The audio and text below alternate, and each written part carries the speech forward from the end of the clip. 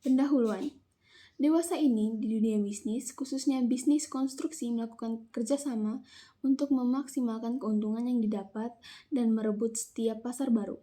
Dalam penyelenggaraan proyek dapat dipastikan melibatkan sumber daya manusia yang menjadi penggerak dari keberhasilan proyek. Tidak dapat dipungkiri bahwa nahkoda dari suatu pekerjaan konstruksi adalah manajer proyek selaku penanggung jawab pekerjaan. Hal yang menjadi senjata utama tiap manajer proyek tentulah komunikasi dan pemahaman yang baik antara pekerjaan dan rekan kerja, ataupun dapat disebut sebagai gaya memimpin para manajer proyek, dan tentulah prestasi dari manajer proyek tersebut dalam menangani setiap pekerjaan. Rumusan masalah dan batasan masalah. Yang pertama, rumusan masalah. Dalam proyek konstruksi, keberhasilan suatu proyek didukung pula oleh kerjasama tim klan manajer proyek dalam membangun kepercayaan satu sama lain. Dari pernyataan tersebut, maka akan timbul suatu pernyataan tentang bagaimana gaya kepemimpinan seorang manajer proyek, bagaimana seorang pemimpin membangun suatu kepercayaan, dan faktor apa saja yang mempengaruhi keberhasilan suatu proyek konstruksi. Yang kedua, batasan masalah. Penulis membatasi masalah yang akan dibahas dalam penelitian ini, agar tidak terlalu meluas. Permasalahan yang terjadi dibatasi antara lain yang pertama, penelitian dilaksanakan di Provinsi Daerah Istimewa Yogyakarta dan Kota Surakarta. Yang kedua, penelitian pada perusahaan kontraktor dengan responden site manager dan project manager.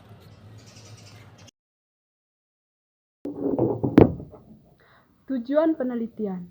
Tujuan dari penelitian ini adalah untuk mengkaji bagaimana hubungan antara gaya kepemimpinan manajer proyek, kepercayaan anggota tim, dan keberhasilan proyek konstruksi di Surakarta dan di daerah istimewa Yogyakarta pada khususnya. Manfaat penelitian. Hasil yang diharapkan dapat sebagai acuan yang tepat bagi manajer di daerah Sukarta dan di daerah istimewa Yogyakarta. Dengan gaya kepemimpinan yang dimiliki, para manajer dapat berupa membangun kepercayaan pada timnya maupun pada bawahannya sehingga konflik dapat diatasi dan proyek pun dapat selesai tepat waktu tanpa ada keterlambatan karena konflik kepercayaan. Baik, di sini saya akan menjelaskan landasan teori kepemimpinan. Dalam kenyataan, para pemimpin dapat mempengaruhi moral dan kekuasaan kerja, keamanan, kualitas kehidupan kerja, dan terutama tingkat prestasi suatu organisasi. Para pemimpin juga memerankan peranan kritis dalam membantu kelompok serta membangun kepercayaan di antara anggota tim, sehingga tujuan organisasi dapat tercapai.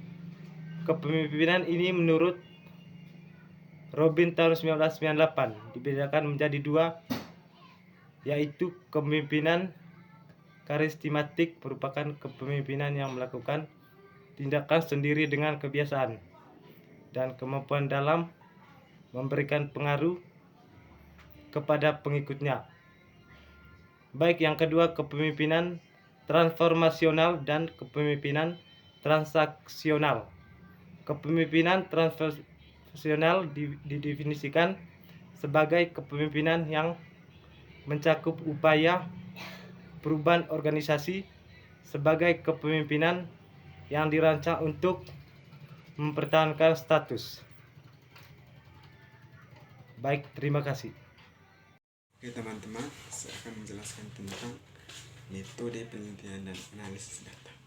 Yang pertama, metode penelitian, di mana metode yang digunakan dalam penelitian ini adalah metode penelitian survei, yaitu mengambil sampel dari suatu responden dengan menggunakan kuesioner dan responden. Yang pertama, pada proses pelaksanaan survei, langkah-langkah yang dilakukan adalah sebagai berikut. Yang pertama, menentukan masalah dan tujuan penelitian. Yang kedua, menentukan konsep penelitian. Yang ketiga, mengambil informasi dari perpustakaan. Yang keempat, penentuan responden dan jumlah responden. Yang kelima, pembuatan kuesioner. Yang keenam, pengolahan data. Yang ketujuh, penarikan kesimpulan. Yang kedua, analisis data.